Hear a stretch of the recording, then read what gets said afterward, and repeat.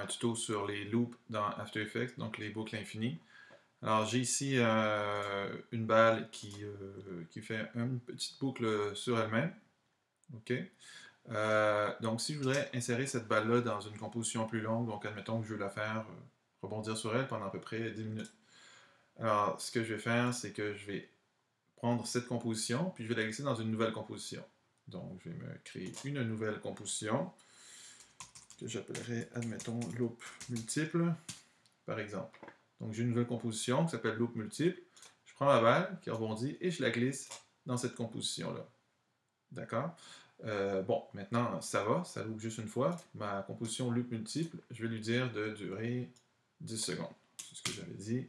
Donc, admettons que ça dure 10 secondes, cette composition-là. Donc, ce qui arrive, c'est, on voit ici, là, ce qui arrive, c'est que ça fait sa première boucle, puis après ça disparaît. Et j'ai pas la possibilité de tirer dessus, ni rien, ni quoi, ni qu'est-ce. Alors, bon, c'est un problème.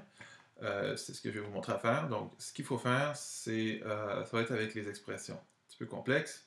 Donc, je vais ouvrir ma propriété comme ça, ici. Je vais faire un clic droit sur ma composition, qui est ici.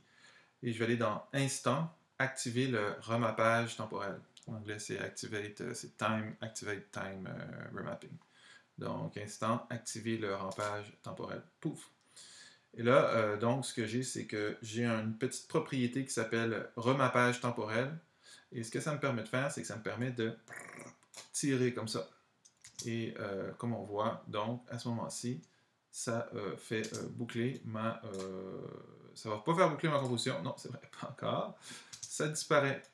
Oh ciel, qu'est-ce qui se passe? Ouais, bon, c'est ça qui arrive, c'est que ça disparaît. Alors, après, je dois aller dans un truc un petit peu complexe, c'est les expressions.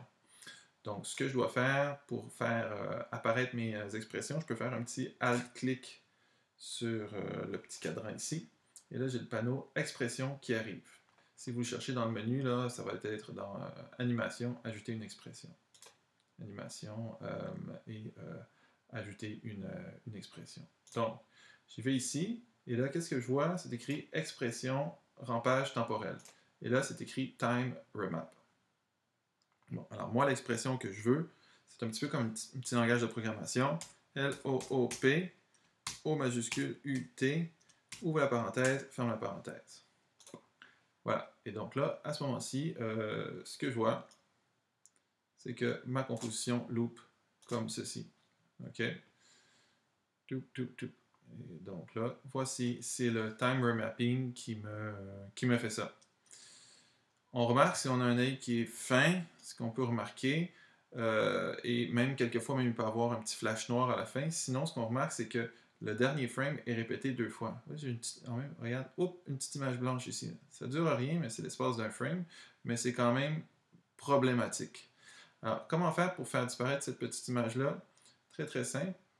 On va faire un zoom temporel très très grand. Donc, je vais zoomer jusqu'à temps que je vois apparaître mes frames.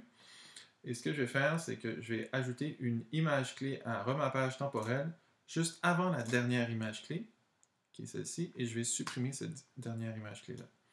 Donc, si vous voulez, ce que je viens de faire, c'est que je viens d'ajouter une image clé juste avant la fin de la boucle initiale. Et alors, à ce moment-ci, lorsque je joue, j'ai vraiment un loop qui est infini, et puis j'ai pas une répétition de ma dernière image clé. Donc voilà, c'était ça pour les boucles et les loops infinis.